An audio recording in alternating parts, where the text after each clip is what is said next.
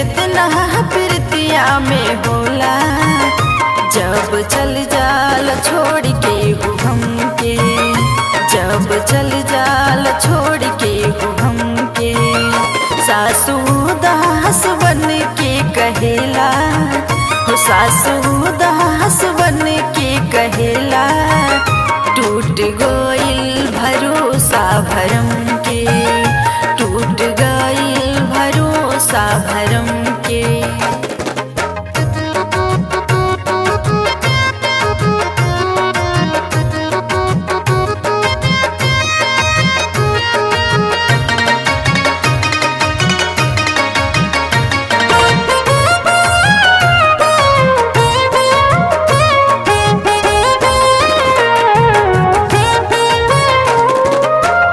अखिया सजे के न तनिको बिसारी, उहे कर जवा में गइल छुरी मारी।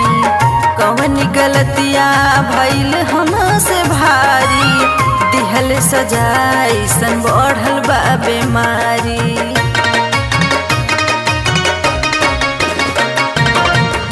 अखिया सजे के न तनिको बिसारी, उहे कर जवा में गइल छुरी मारी।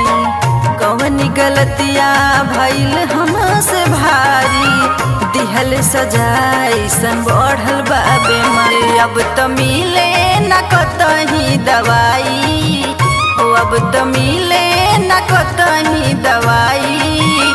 ढेर भइल बना सुर जगम के, टूट गइल भरोसा भरम के।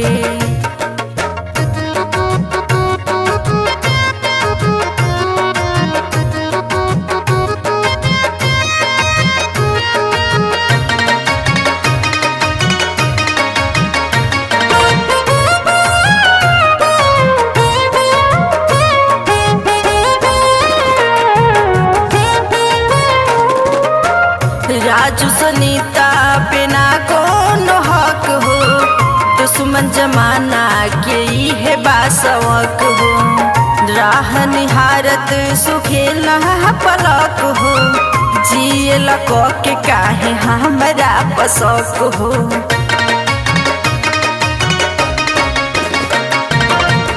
राजू सुनीता पे ना कोनो हक हो, दुश्मन जमाना के है बासवक हो। राह निहारत सुखेला पलक हो, जियला के काहे हमरा पसक। कुछौ आवे समझ में न हमके, कुछौ आवे समझ में न हमके। जब चल जाला छोड़ के हो हमके, टूट गइल भरोसा भरम के।